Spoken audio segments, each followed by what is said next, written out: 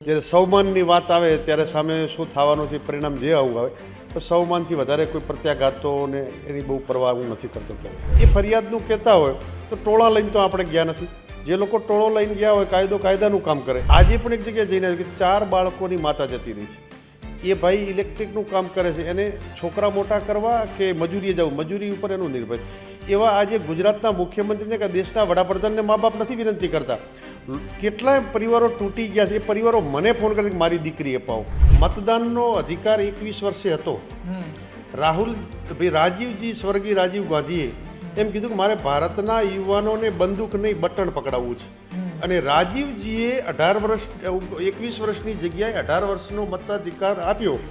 ત્યારે ચૂંટણી પંચના કમિશનરે કીધું કે રાજીવજી આપ બંદર કે હાથ મેં પથ્થર દે રહ્યો.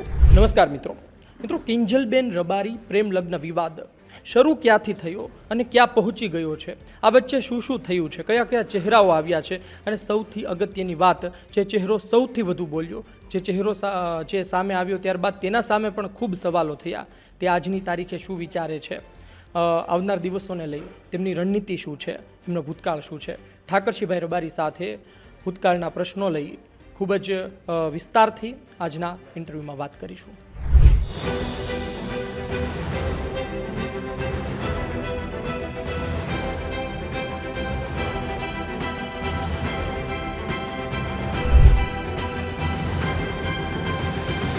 ગુજરાતમાં વિવાદ અને વિવાદ, એક પછી એક વિવાદ, અને આ વચ્ચે પ્રેમ લગ્નનો વિવાદ. ઉત્તર ગુજરાતથી એક ચહેરો ખૂબ ચર્ચામાં રહ્યો. ઘણા લોકોએ સમર્થન આપ્યું, ઘણા લોકોએ તેમનો વિરોધ કર્યો. નામ છે ઠાકરસિંહભાઈ રબારી. તેમની સાથે વાત કરીએ. ઠાકરસિંહભાઈ રબારી, પહેલાં તો એ કહો કે જે ઘટના બની કિંજલબેન રબારીની, એને તમે કઈ દ્રષ્ટિએ જુઓ છો આજની તારીખે? તમને લાગે છે કે એના નકારાત્મક પડઘા પણ પડી રહ્યા છે? આટલો સોશિયલ મીડિયા અને મીડિયામાં ઇસ્યુ ક્યારે અમે આવા ઘણા બધા બનાવો બન્યા અને સુલઝાઈ ગયા છે. પણ આ વધુ પડતું યુવાનોને સમજણ વગર થયું કે પડઘા પ્રત્યાઘાતો એવી બધી પરવા હું નથી કરતો. જ્યારે સૌમાનની વાત આવે ત્યારે સામે શું થવાનું છે પરિણામ જે આવું આવે તો સૌમાનથી વધારે કોઈ પ્રત્યાઘાતો ને એની બહુ પરવા હું નથી કરતો ક્યારે. તમે આ જ પ્રકારનું નિવેદન આપ્યું હતું. હવે એ સમયે કદાચ વડગામના કોઈ વ્યક્તિને તમે કહ્યું હતું કે ભાઈ હથિયારો અમે મૂકી દીધા છે, ચલાવતા નથી આવડતા એવું નથી. એનો એ બાબતને લઈને પણ વિરોધ થયો હતો. કહેવામાં આવતું હતું કે ભાઈ ઠાકરસિંહ સામે તમે હવે ફરિયાદ દાખલ કરો, તમે અમારી સામે તો કરી દાખલ. એ બાબતે શું સ્પષ્ટતા કરશો? એ બાબતે તમે સૌ સાક્ષી છો. એ દિવસે પણ કીધું હતું ક્યારે કોઈ સમાજ ખરાબ હોતો નથી. 1-2% લોકો હોય જે લોકો મને ફોન કરીને હેરાન કરતા હતા. એમને વ્યક્તિગત કીધું હતું. કોઈ સમાજ ક્યારેય ખરાબ ન હોઈ શકે. એટલે એ ફરિયાદનું કહેતા હોય તો ટોળા લઈને તો આપણે ગયા નથી. જે લોકો ટોળો લઈને ગયા હોય કાયદો કાયદાનું કામ કરે. અમે અમારી રીતે જે કામગીરી કરવાની થતી હોય અમે ક્યારેય ટોળાશાહીને કોઈના ઉપર હુમલો કરવા અમે ક્યારેક કોઈ ઉપર ગયા નથી. એટલે કાયદો કાયદાનું કામ કરે અને એમને સ્વતંત્ર વાણી સ્વાતંત્ર્યનો હક છે. એમને જે રજૂઆત કરવી હોય એ કરી શકે છે. વાણી સ્વતંત્રતાનો હક એમને પણ છે, તમને પણ છે. પણ આ બધા વચ્ચે જે એક વાત ખૂબ ચર્ચાણી હતી અને ઘણા લોકોએ સવાલ પણ કર્યા હતા, એ સવાલ હું તમને એમના વતી પૂછી લઉં કે આર્ટિકલ 21 બંધારણને કે ભાઈ લગ્ન કરવાની આઝાદી આપે છે. કિંજલબેન રબારીએ અશોકભાઈ ચૌધરી સાથે લગ્ન કર્યા તો કોન્સ્ટિટ્યુશન તેમને આઝાદી આપે છે. ત્યારબાદ તમે કહ્યું કે ભાઈ અયોગ્ય છે, એમને પાછું આવી જવું જોઈએ. તમે ઘણા નિવેદનો આપ્યા, સોશિયલ મીડિયામાં તમે વાત કરી. તો લોકો એ પૂછી રહ્યા છે, એ કહી રહ્યા છે કે ભાઈ તમારે વચ્ચે શું કામ બોલવું હતું? એમ મારે એટલા માટે બોલવું હતું કે આજે હું દુઃખી છું. આજે પણ એક જગ્યાએ જઈને આવ્યું કે 4 બાળકોની માતા જતી રહી છે. એ ભાઈ ઇલેક્ટ્રિકનું કામ કરે છે, એને છોકરા મોટા કરવા કે મજૂરીએ જવું, મજૂરી ઉપર એનું નિર્ભર. એવા આજે ગુજરાતના મુખ્યમંત્રીને કે દેશના વડાપ્રધાનને મા બાપ નથી વિનંતી કરતા. કેટલાય પરિવારો તૂટી ગયા છે. એ પરિવારો મને ફોન કરે કે મારી દીકરી અપાવો. કાયદો એ માત્ર 18 વર્ષે લગ્ન કરવાના છૂટ આપે છે, પણ એ કાચા ચીઠ્ઠા છે. લગ્ન જ્યારે સમાજ વ્યવસ્થા કરાવતા એ દીકરી લગ્ન કરીને એના સાસરે જાય ત્યારે એના મા બાપ, એની મા એનું મોહાળ પૂછે કે બેટા તકલીફ નથી. તમે 18 વર્ષનો લાભ લઈ. આજે હમણાં ધોંધેરાથી ફોન આવ્યો કે મારી દીકરીને 18 વર્ષને 10 દિવસ થયા નર્સિંગ કરતી હતી ને ભાગી ગઈ છે. એ માત્ર કાયદો આપ્યા પછી મામલતદાર કે કલેક્ટર પૂછવા નહીં જાય કે તમે પ્રેમ લગ્ન કર્યા છે તો હવે તમે સેટઅપ છો, પરેશાન નથી, એવું નહીં પૂછે. પણ સમાજની વ્યવસ્થા મુજબ જો લગ્ન કરે તો એ મા બાપ પૂછવા જાય છે, એનો સમાજ પૂછે છે કે તને કોઈ તકલીફ નથી. આ કાયદો તો કાચા કરારથી ચલો રક્ષણ આપે લગ્ન કરવાનું, પરંતુ એ છોકરી શું 18 વર્ષને આજે 10 દિવસ થયા ને ભાગી ગઈ, તો આજે 10 દિવસમાં એને પ્રેમ થઈ ગયો. એ 15 વર્ષે જ્યારે એના શરીરના આવેગો આવે ને 15મા વર્ષે પ્રેમમાં પડે તો ખરેખર તો કાયદાનું ઉલ્લંઘન ત્યાં જ છે કે 15 વર્ષથી 18 વર્ષની થાય તો કાયદો એને લગ્ન કરવાની છૂટ નથી આપતો, જેના કારણે એ 18 વર્ષ સુધી નથી ભાગતો. 18 વર્ષ પૂરા થાય ને ભાગી જાય છે. એનો મતલબ તો 15મા વર્ષે કુમળી વયની દીકરીઓને લલચાવી ફોસલાવી એ નાદાન છે ને એનો લાભ લે છે ને 18 વર્ષ પૂરા થાય ભાગી જાય છે. ઠાકરસિંહભાઈ, આમાં એક દલીલ એવી પણ કરવામાં આવે કે જો આપણે 18 વર્ષે એવું માનીએ કે દીકરીઓને ખબર નથી પડતી ને એ લગ્ન કરી લે છે તો પછી 18 વર્ષે વોટિંગ રાઇટ્સ પણ ના હોવા જોઈએ, મતદાનનો અધિકાર પણ તમે એની પાસેથી લઈ લો 18 વર્ષની ઉંમરે. એટલે હું એમની વાત કરું છું. ઘણા લોકોએ આ બાબતે આવેદનપત્ર પણ આપ્યા છે ભૂતકાળમાં, તો એમની સામે તર્ક એ કરવામાં આવે છે કે તમે એવી વાત કરો છો કે એમને ખબર નથી પડતી, તો મત તો સૌથી મોટો અધિકાર છે, તો એમને પણ પાછું ખેંચવાનું, એટલે કે એમને પણ તમે 22 વર્ષ અથવા 25 વર્ષ કરવાની વાત કરો. હું તમને કહું, બહુ તમે પ્રશ્ન પૂછો ને આ અમે વારંવાર ચર્ચા કરતા હોઈએ છીએ. મતદાનનો અધિકાર 21 વર્ષે હતો. રાજીવજી, સ્વર્ગીય રાજીવ ગાંધીએ એમ કીધું કે મારે ભારતના યુવાનોને બંદૂક નહીં બટન પકડાવવું છે, અને રાજીવજીએ 21 વર્ષની જગ્યાએ 18 વર્ષનો મતાધિકાર આપ્યો. ત્યારે ચૂંટણી પંચના કમિશનરે કીધું કે રાજીવજી આપ બંદર કે હાથ મેં પથ્થર દે રહે હો. ત્યારે ના પાડી સ્પષ્ટ રાજીવ ગાંધીજીને કે આ યુવાનો મતદાનમાં તેમણે કીધું યુવાનોને મારે અધિકાર આપવો છે, ભલે મારી સરકાર બદલી નાખે. તો આજે એ 100% અમને નુકસાન થયું છે કોંગ્રેસ પાર્ટીને કે 21 વર્ષે મતદાન હતું. આજ બુજુર્ગો કોંગ્રેસ સાથે હોય છે. કોંગ્રેસે અંગ્રેજોને ભગાડવા માટેની લડાઈ લડી, આ દેશમાં ટોકણી પણ નથી બનતી, આ દેશની જે પ્રગતિ કરી એ હજારો વર્ષો સુધી આઝાદી પછી સરકારો બદલાણી, કોંગ્રેસની સરકારે શાસન આપ્યું, એમના અથાગ પ્રયત્નોથી આ દેશ આટલી ભાઈ પહોંચ્યો છે. પરંતુ તમે જો 18 થી 21 વર્ષ વચ્ચેનો ગાળો છે એ લોકો કોંગ્રેસને બહુ ઓછા વોટ આપે છે. એ ભૂલ જ હતી. હું તો કહું છું કે 21 વર્ષે આજે પણ લગ્ન દીકરી ના કરો તો આ ભાગવાના પ્રશ્ન હું વારંવાર કહું છું, ભાગીને નહીં જાગીને જાઓ. આ દીકરીઓ 18 વર્ષે એ જાગૃત નથી, એ ભાગીને જાય, જાગીને નથી જતી. અરે સવાલ એ પણ થાય કે આપણે ત્યાં એવું કહેવામાં આવે દીકરો દીકરી એક સમાન, તો પછી જેમ કે વોટિંગ રાઇટ છે એ પણ પાછા ખેંચવામાં આવે, બંનેના પાછળ એટલે થોડા વર્ષ પાછળ લેવામાં આવે ને દીકરીઓને પણ જેમ કે 18 વર્ષની ઉંમર હોય તો પાછળ તમે લો 22 વર્ષની ઉંમર કરો લગ્નની, તો એમના મતદાનની પણ ઉંમર 22 વર્ષ જેટલી કરી દો. તમે એમાં સંમત છો? 21 વર્ષે દીકરો 21 વર્ષે લગ્ન કરી શકે છે. તમારે જિલ્લા પંચાયત લડવી હોય, વિધાનસભા લડવી હોય, તમારી ઉંમર 25 વર્ષે, કારણ કે પરિપક્વતા આવે. આ નાદાનીનો ભાગ હોય છે. 21 વર્ષે જ આ બધું થવું જોઈએ તો એને એના જીવનમાં સારા નરસાના ભેદની ખબર પડે. આ તો જ્યારે યુવાનીના ઉંમરે પગ મૂકતા હોય અને ત્યારે જ હકો આપી દે, એને હકની ખબર નથી કે મારે પાછળ પરિણામ શું આવશે. અને આ મૈત્રી કરારો કરીને સરકાર નાશ કરી રહી. તમને બાળક પેદા કરવાની છૂટ, પછી બાળકને એનો બાપ સ્વીકારશે કે ગમે અહીંયા કોઈ હોટલમાં મકાન રાખી દીધું અને મૈત્રી કરારમાં એ બે જણા સાથે રહીને સરકારને જાણ કરે અમે મૈત્રી કરાર સાથે રહીએ, પછી બાળકનું શું? પછી એ બાળકને કોણ રક્ષણ આપશે? અને આ પ્રજા કેવી પેદા થશે? આ ભારતીય સનાતન સંસ્કૃતિને વિનાશ કરવાના કાયદાઓ છે. મા બાપ આટલા ઉછેરી મોટા કરે અને મા બાપની મરજી, મા બાપ કોઈ બાળકનું અહિત ક્યારે ન વિચારે. શું મા બાપ એના ચોકિયા છે? 18 વર્ષ સુધી થાય ત્યાં સુધી મા બાપે એની સેવા કરવાની, મા બાપે એને ભણાવવાના, એના કપડાં ખર્ચા લાવવાના. જ્યારે 18 વર્ષ થાય એટલે મા બાપને એને કંઈ નહીં, આ તો ન જોવું જોઈએ.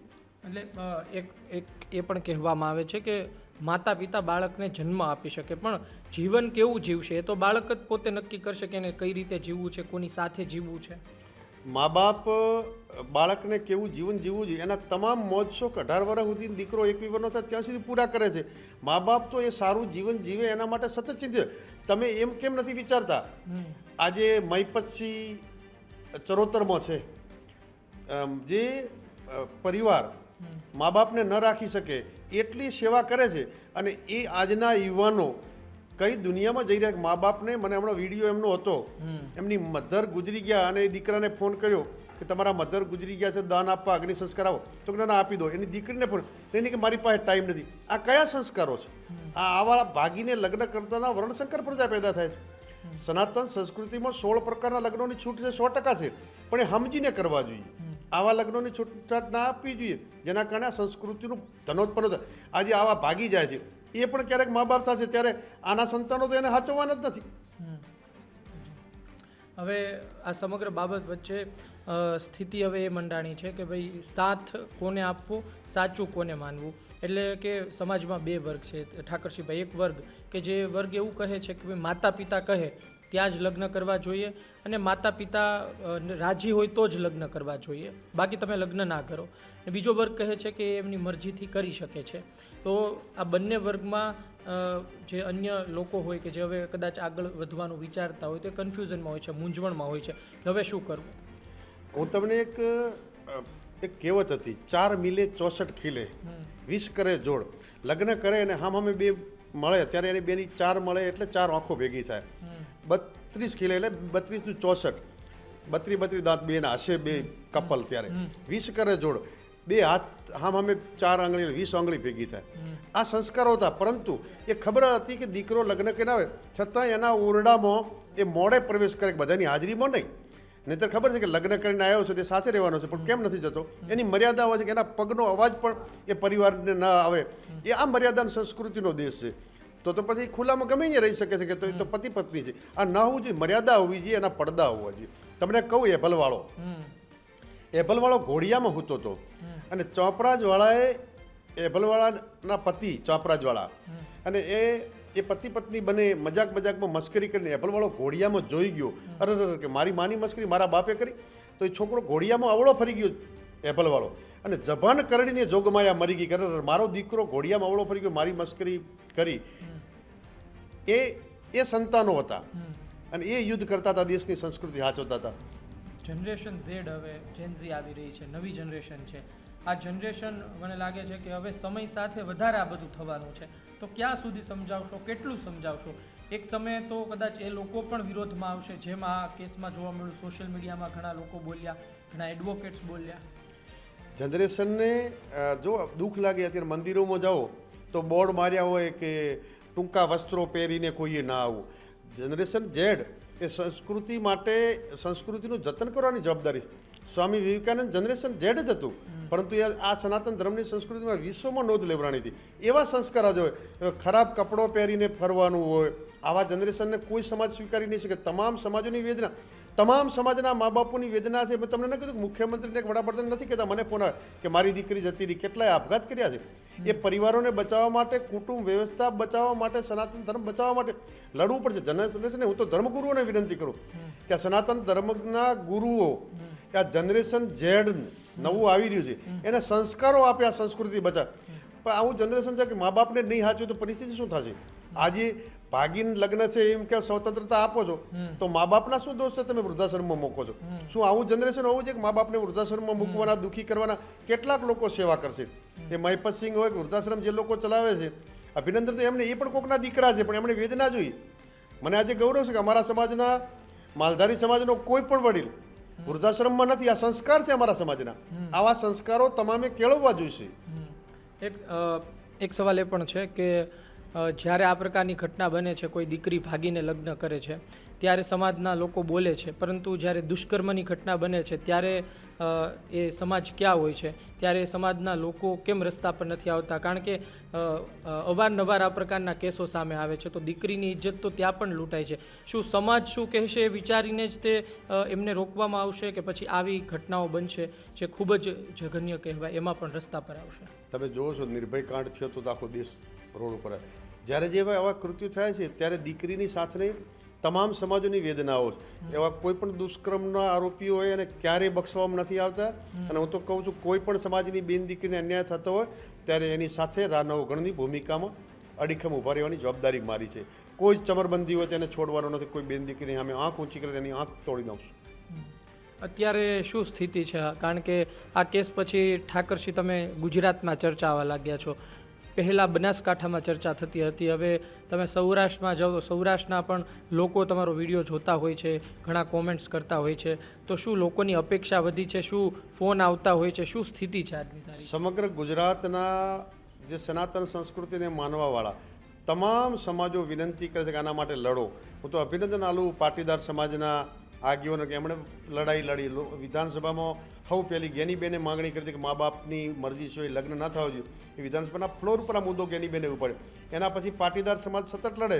પાટીદાર સમાજ માત્ર પાટીદાર સમાજ માટે નથી લડતો, સર્વ સમાજોના મા બાપ વતી લડે છે કે એવો કાયદો લાવો 21 વર્ષ પહેલાં લગ્ન ન થવા જોઈએ, મા બાપની મરજી વગર લગ્ન ન થાય. આવો કાયદો જ્યારે આવશે અને સનાતન સંસ્કૃતિ તો જ બચે. મા બાપની પીડાને પણ જોઈ જોઈએ. દીકરા દીકરી તો માત્ર નાની ઉંમરમાં આવેગોમાં આવીને, આવેગ બહુ સમયનો નથી હોતો, એ શરણિક હોય છે. કોઈ પણ ટોળું છે તો આવેગોમાં આવે છે, તો એ શરણિક આવેગ હોય છે, એના પછી પસ્તાવાનું હોય છે, વહેલું મોડું આખીર પસ્તાય. એમ મા બાપ ક્યારેક કોઈ પણ સંતાનોનું અહિત ન કરતું હોય, એટલે મા બાપની મરજી વગર લગ્ન ન થવા જોઈએ. આવા કાયદાઓ સમયાંતરે બદલવાની જરૂર છે.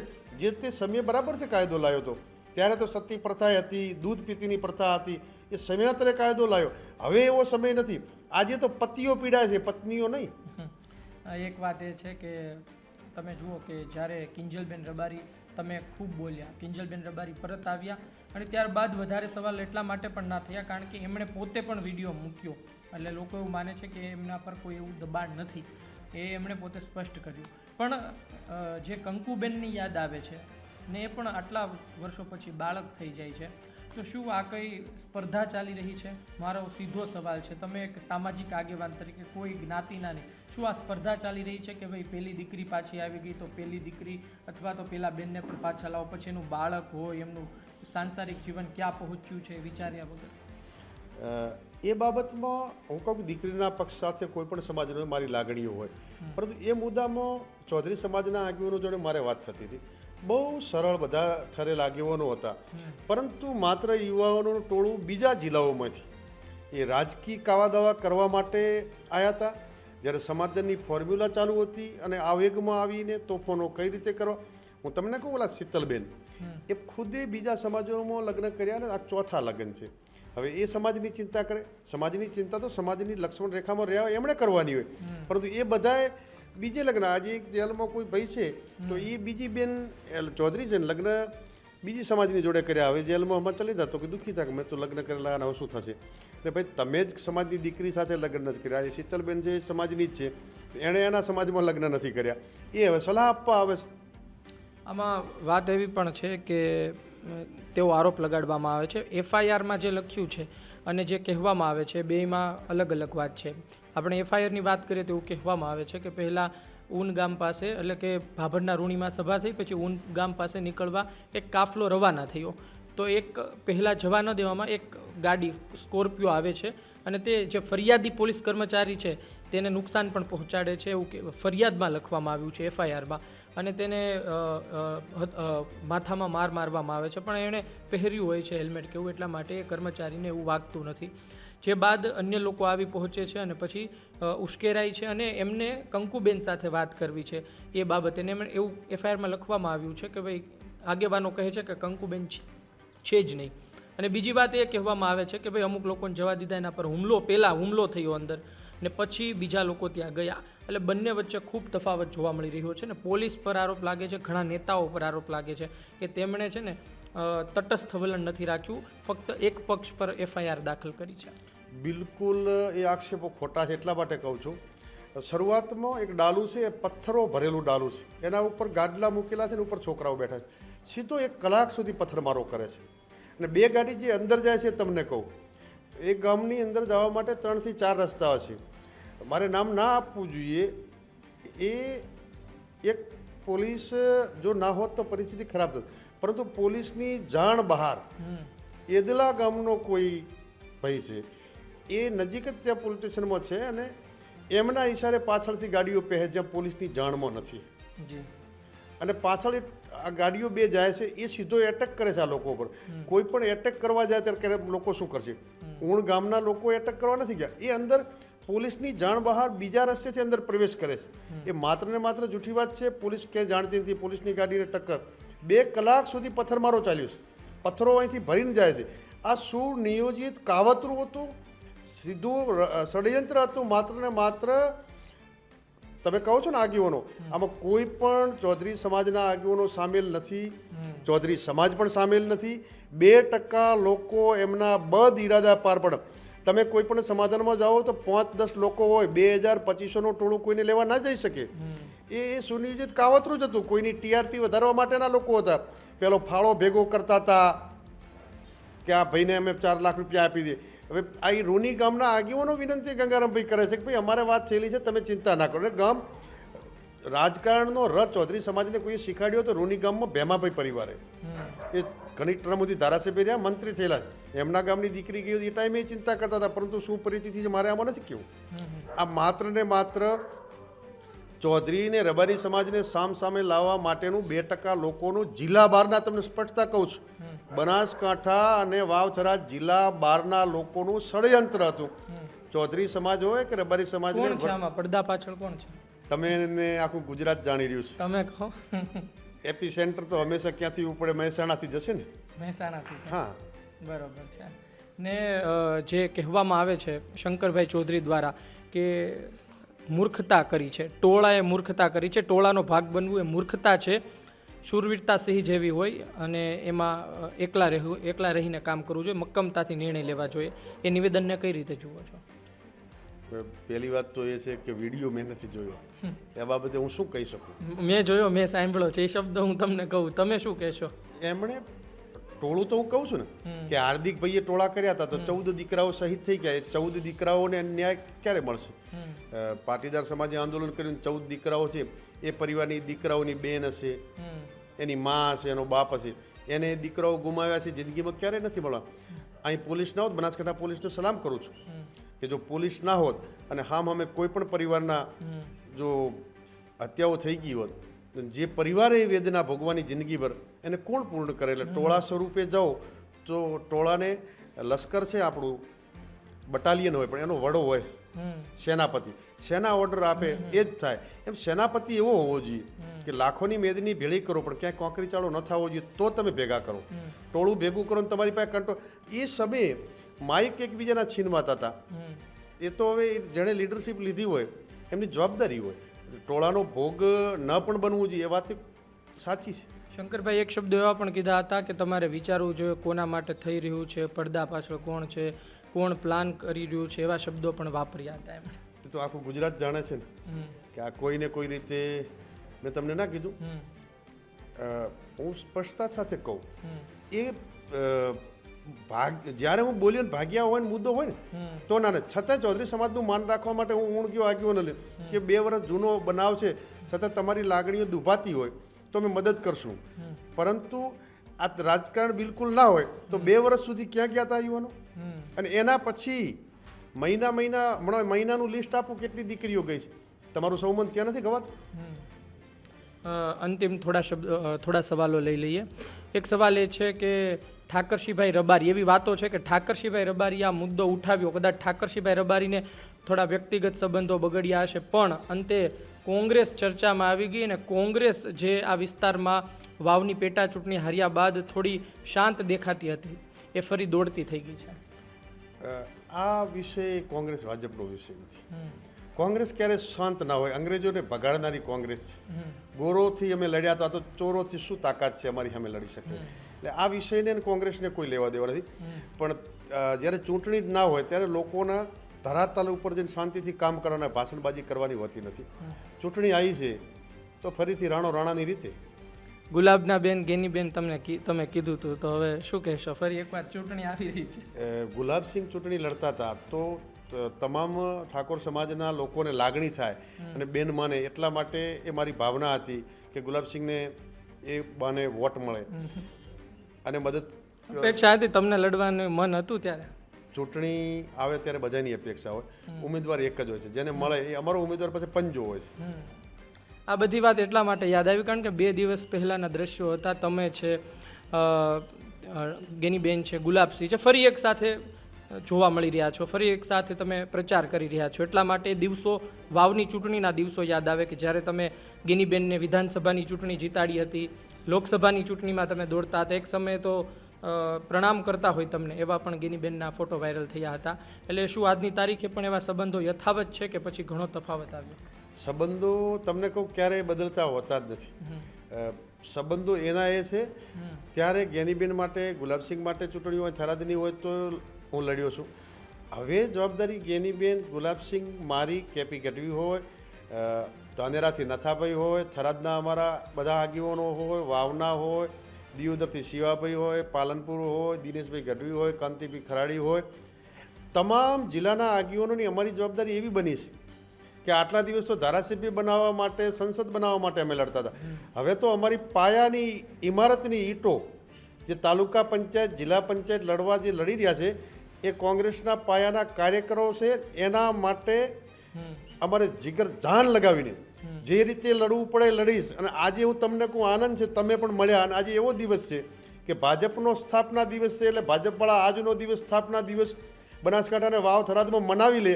એ ભાજપને સ્થાપના દિવસ આવતો આવે ત્યાં સુધી એમને સ્થાપના દિવસ નહીં મનાવડે. ભાજપનું જડમૂળથી વિસર્જન કરી દેવાનું છે. અને ભાજપને પણ ચેલેન્જ કરું છું, તાલુકા, જિલ્લા પંચાયતમાં, બનાસકાંઠા અને વાવ થરાદમાં શાંતિથી લોકશાહી ઢબે લડે. નહીંતર અમને બધી રીતે લડવાનું ફાવે છે. લોકશાહી ઢબે મર્યાદામાં રહે, નહીંતર કોંગ્રેસનો કાર્યકર ભગતસિંહના રસ્તે લડશે. વાવ થરાદ જિલ્લા પંચાયત, વાવ થરાદ જિલ્લા અને બનાસકાંઠા જિલ્લાની જિલ્લા પંચાયત, તાલુકા પંચાયતો બનાવવાની છે. કોઈ પણ કર્મચારીઓ હોય, સરકારી તંત્ર હોય, કોંગ્રેસના કાર્યકરની સામે જો કંઈ પણ કર્યું તો લોકશાહી ઢબે લડવાનું એમાં અમને અનુકૂળ છે. બાકી બીજી કોઈ રીતે લડવું હોય તો જે રીતે મેદાન તમારે લડવાની તૈયારી બતાવો, એ રીતે મેં ભગતસિંહના રસ્તે પણ લડતા વાર નહીં કરું. એટલે આજથી ચૂંટણીના શ્રી ગણેશ થઈ ગયા છે, પણ ભાજપના કાર્યકરોને, તંત્રને કહું છું કે મહેરબાની કરજો, તમે સૂતા સાપોને ના જગાડો. આ કોંગ્રેસ છે, અંગ્રેજો સામે લડી, ગોરો સે લડે, અબ ચોરો સે લડવામાં અમને કોઈ ડર નથી. એટલે એમને જો કોઈ અહમ હોય તો ભાજપને અહીંયાથી જડ મૂળથી ઉખેડીને ફેંકી દેવાના છે. તાલુકા અને જિલ્લા પંચાયત બંને જિલ્લાની કોંગ્રેસની બનવાની છે. છેલ્લો સવાલ પૂછી લઉં. 2027માં ઠાકરસિંહભાઈ ચૂંટણી લડી રહ્યા છે, હા કે ના કહેજો, સાચી વાત કહેજો. એ સમયે પછી તમે કદાચ મેદાને આવો ને અત્યારે ના પાડો ને તમારું મન શું કહે છે? મારું મન તો હવે એવું છે કે મને સામાજિક વ્યવસ્થાઓ માટે, ઉત્થાન માટે, ખેડૂતો, વંચિતોના પ્રશ્નો માટે લડવાની મને સમાજ માટે, શિક્ષણ માટેની વધારે પડતી ઈચ્છાઓ છે. એટલે હાલ તબક્કે કોઈ ઈચ્છા નથી, એ પાર્ટીનો વિષય હોય છે. પરંતુ હાલ તો મને માત્ર ને માત્ર તમામ સમાજોની જે વેદનાઓ છે, ખેડૂતોની વેદનાઓ છે, અત્યારે ધોવાણના પૈસા પણ, આ સરકાર તમામ મોરચે નિષ્ફળ ગયેલી સરકારને ઉખાડી નાખવા માટે કદાચ ચૂંટણી ન લડવી હોય તો નહીં લડું, પરંતુ ભાજપને જળમૂળમાંથી કાઢવા માટે ઠાકરસિંહ રબારી મેદાને આવશે. જી, તો દર્શક મિત્રો, અતિ મહત્વની બાબત હતી કે ભૂતકાળમાં શું થયું, શા માટે થયું, અને જે સવાલો લોકોના હતા એ બે બાક અમે પૂછી લીધા છે. તમે વિચારો અથવા તો તમે કોમેન્ટમાં લખો એ પહેલાં અમે તમામ વાત કરી દીધી છે. અને ઠાકરસિંહભાઈએ ખુલ્લા મિજાજે, ખુલ્લા દિલે બધાના જવાબ પણ આપ્યા છે. હવે તમે વિચારજો અને તમે કહેજો પણ ખરી કે તમને આ ઇન્ટરવ્યૂ કેવું લાગ્યું. હજુ પણ કશું બાકી રહ્યું હોય તો તમે લખજો. આવનારા દિવસોમાં એ પણ અમે પૂછી લઈશું. ધન્યવાદ.